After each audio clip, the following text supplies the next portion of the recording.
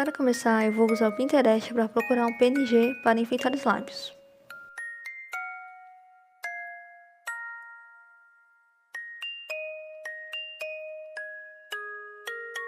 Vou baixar esse aqui.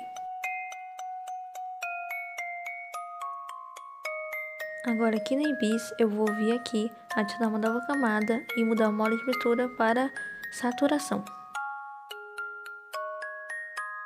Após isso, eu vou usar aqui um pincel, pode ser da sua preferência. Eu vou usar o caneta de desvanecimento.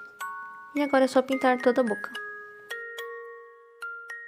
Façam isso com cuidado e não deixem sobrar nenhuma parte. Eu vou acelerar aqui o vídeo porque eu acabei demorando.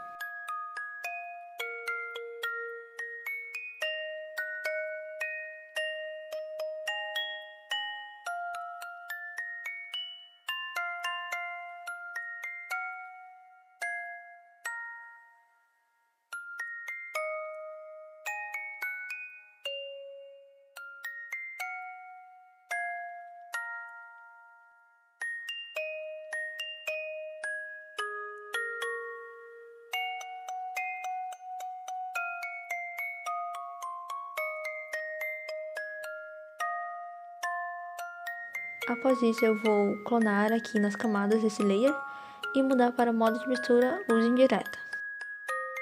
E agora já ficou com esse efeito aqui de batom preto. Agora eu vou vir aqui e abrir aquele PNG que eu baixei no Pinterest.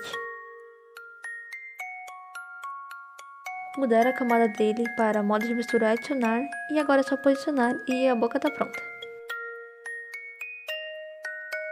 Se preferir, vocês podem estar usando um pincel personalizado para o gloss. Espero que tenham gostado do vídeo e até a próxima!